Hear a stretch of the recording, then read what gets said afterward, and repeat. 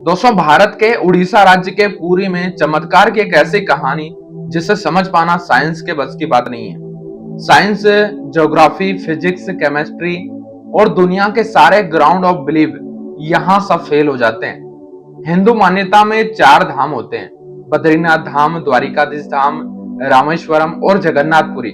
और ये कहानी है जगन्नाथपुरी की, जहां पर आज भी भगवान श्री कृष्ण का वास्तविक दिल धड़कता है। इस मंदिर के कुछ ऐसे रहस्य जिनके बारे में सुनकर किसी के भी होश उड़ जाएंगे। वेस्टर्न कल्चर फॉलो करते करते हम एक ऐसे मोड़ पर तो आ चुके हैं जहां पर भगवान होने न होने पर सवाल उठाते हैं। पर यही सवाल अब मैं आपसे इस वीडियो में पूछने वाला हूँ। हर मंदिर में जहां मूर्तियां मेटल या स्टोन से बनती हैं, वहीं जगन्नाथपुरी मंदिर में भगवान की मूर्तियां लकड़ी से बनी हुई हैं। ऐसा क्यों, आइए बताता हूँ। 3102 बीसी में जरा नाम के एक शिकारी ने शिकार करते हुए गलती से तीर श्री कृष्ण के पैर पर चला दिया था, जिससे कृष्ण की मृत्यु हो गई थी। जरा ने भगवान श्री कृष्ण का देह संस्कार किया पूरे रीति रिवाजों के साथ। जब चिता शांत हुई तो जरा ने देखा कि एक चमकीले मेटल की चीज अभी तक जली नहीं है। जरा को समझ में नहीं आया कि ये क्या है, तो उसने उठाया और उसे बेचने के लिए निकल गया। पर उसको खरीदना तो दूर, किसी ने हाथ भी नहीं लगाया। फिर आखिरकार जरा ने थक हार कर उस मेटल की चीज को एक लकड़ी में रखा और उसे पानी में बहा दिया। गुप्त साम्राज्य के समय अवंती के राजा इंद्रदूम, जो कि विष्णु जी के बहुत बड़े भक्त थे, उन्हें एक दिन सपने में आकर विष्णु जी ने एक नदी में डूबने को कहा और कहा कि एक लकड़ी के तने में तुम्हें उस नदी में मैं मिलूंगा। इस सपने को देखकर राजा डुबकी लगाने चले गए। डुबकी लगाते वक्त राजा को नदी में थोड़ी दूर पर एक लकड़ी का तना भी दिखा। बिना देर किए राजा तने तक पहुंचे और उस तने को महल में ले आए। फिर राजा ने कुछ बहुत नामी काश्तकारों को बुलाया, पर उनमें से कोई भी उस लकड़ी से एक मूर्ति नहीं बना पाया। कई दिन बीत जाने के बाद एक काश्तकार महल में आया और उसने राजा से कहा, मूर्ति मैं बनाऊंगा, पर मेरी एक शर्त है। राजा ने काश्तकार से उसकी शर्त पूछी, क्योंकि राजा किसी भी शर्त को मानने के लिए तैयार तो था। काश्तकार ने कहा कि यह मूर्ति बनाने के लिए मुझे 21 दिन का समय चाहिए और मैं चाहता हूं कि 21 दिन से पहले ना तो कोई मुझसे बात करे, ना मिले और ना ही मेरे किसी भी काम में विलंब डाले। राजा ने खुशी खुशी शर्त मंजूर कर ली और मूर्ति बनाने का आदेश दिया और मूर्ति बनाने का काम शुरू हो गया। मूर्ति बनाने का काम शुरू हुआ।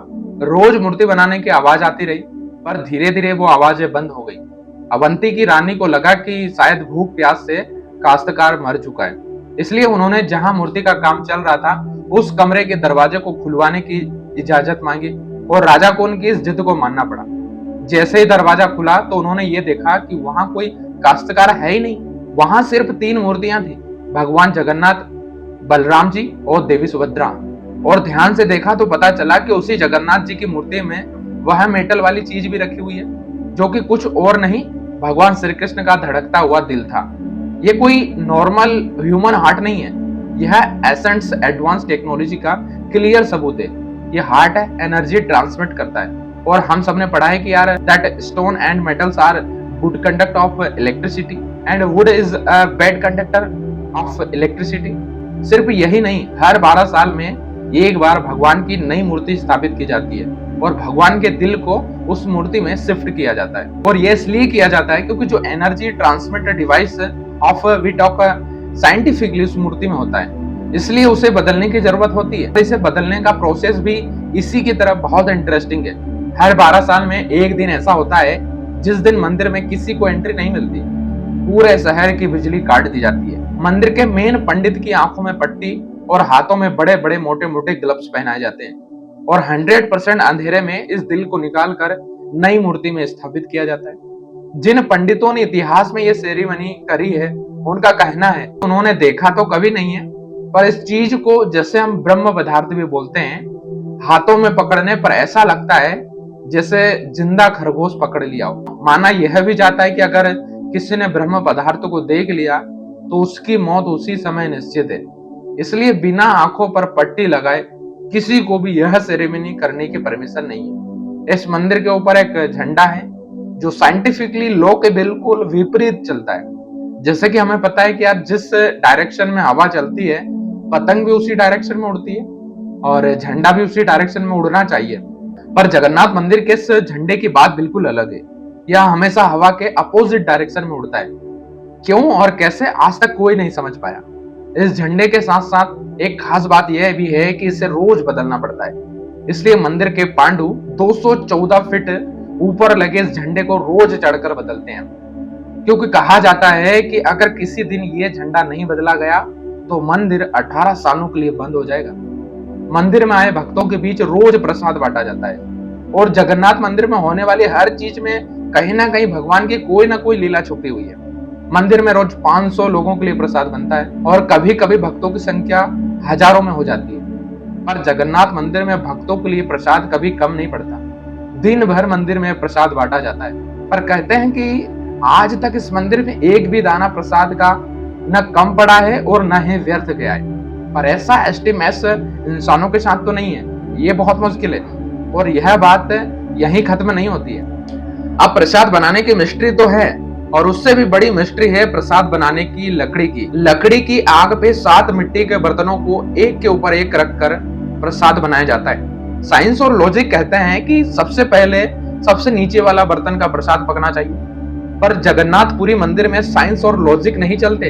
इन 7 बर्तनों में सबसे पहले सबसे ऊपर रखे वाले बर्तन का खाना पकता है, फिर उससे नीचे वाले बर्तन का, और ऐसे ही सबसे नीचे वाले बर्तन का प्रसाद सबसे आखिरी में पक के तैयार होता है।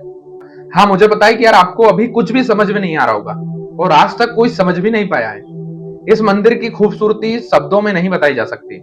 इतना बड़ा मंदिर इतने सालों पहले बिना किसी टेक्नोलॉजी के कैसे बनाया होगा। पर क्या आपको पता है कि 214 फीट के इस मंदिर की डोम की परछाई आज तक कभी नहीं बनी? Are you shocked? You must be, but it is true. Jagannathpuri temple के डोम की शेडो बनती ही नहीं है कभी भी, at any time of the day. और हमारी फेवरेट साइंस इस बात का भी लॉजिक नहीं ढूंढ पाई। The mystery is not over air. जैसा कि हमें पता है कि कुछ buildings, architectures and areas no fly zone में, मतलब वहां ड्रोन, एयरप्लेन या कोई भी मैन मेड फ्लाइट ऑब्जेक्ट पहुंचने की या उड़ाने की परमिशन नहीं है। पर पक्षियों को हम नहीं रोक सकते, उन्हें समझाना तो बहुत मुश्किल है। पर अगर हम जगन्नाथ टेम्पल की बात करें तो वहां पर कुछ ऐसा है जो शायद पक्षियों को पता है, हमें नहीं पता, क्योंकि इस मंदिर के ऊपर कोई भी ड्रोन, कोई भी एयरप्लेन या कोई भी पक्षी कभी उड़ता नहीं है। आप कभी भी किसी भी पक्षी को जगन्नाथ टेम्पल की छत पे या उसके डोम पर बैठा हुआ नहीं देखोगे। पर कंफ्यूजन करने वाली बात यह है कि कैसे एक बेजुबान पक्षी ये जानता है कि इस मंदिर के ऊपर उड़कर नहीं जाना है। Of the thing sound exciting, right? अगर आपको ये कहानी जानने में और सुनने में मजा आ रहा है और आप ऐसे ही नई नई चीजें और कहानियां जानना चाहते हैं तो the diamond talk YouTube channel को सब्सक्राइब जरूर करिएगा। इसको सब्सक्राइब करना मत भूलिएगा, क्योंकि ऐसे ही नए नए वीडियो मैं आपके लिए लेकर आता रहता हूँ। तो आइए बढ़ते हैं जगन्नाथ मंदिर की एक और मिस्ट्री की तरफ। सुदर्शन चक्र, ये नाम तो आपने सुना होगा। सुदर्शन चक्र भगवान विष्णु का अस्त्र है। यह अधर्म का विनाश करता है। जगन्नाथ मंदिर के टॉप पर एक सुदर्शन चक्र है और उसे आप जिस भी डायरेक्शन से देखोगे उसकी फेसिंग आपकी ही तरफ होगी। भगवान जगन्नाथ, जिनके नाम का मतलब है जगत के नाथ। और इस मंदिर में सिर्फ हिंदुओं को दर्शन करने की अनुमति है। किसी भी और धर्म के इंसान को दर्शन बाहर से ही करना पड़ता है। दर्शन करवाकर बाहर से ही भेज दिया जाता है। जैसे हमारी ex prime minister Indira Gandhi ji, वह भी जगन्नाथपुरी गई थी दर्शन करने, क्योंकि वह फारसी है और हिंदू नहीं है और उन्हें उनका सरनेम फिरोज गांधी से मिला है, इसलिए इंदिरा गांधी को भी दर्शन करने की अनुमति नहीं है।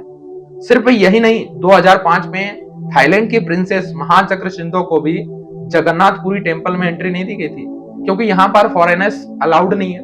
उनके लिए अरेंजमेंट की गई और दर्शन बाहर से करवाए गए। 12वीं सदी में बने हुए इस मंदिर को स्विट्जरलैंड की एक महिला ने 1,78,00,000 रुपए का चढ़ावा चढ़ाया था और यह चढ़ावा अभी तक का सबसे बड़ा चढ़ावा है। पर फिर भी क्योंकि वह हिंदू नहीं है, दर्शन उन्हें भी बाहर से ही करने दिया गया। हमारे ही धर्म की इतनी सारी बातें जिनके बारे में हमें कुछ पता ही नहीं है। हम आंखें बंद करके किसी भी कल्चर को, किसी भी ट्रेंड को फॉलो करते हैं। हम भूल गए कि हम एक ऐसे धर्म से जुड़े हैं जिसने दुनिया को संस्कृति, सभ्यता, परंपरा और संस्कार को हमेशा जिंदा रखा है। यह सनातन धर्म है और अब हमें धर्म को बचाना है। हर साल पुरी में जगन्नाथ जी की रथ यात्रा भी निकाली जाती है। यह 9 दिन का त्योहार होता है जिसमें भगवान श्री जगन्नाथ, सुभद्रा और बलराम जी की यात्रा निकाली जाती है।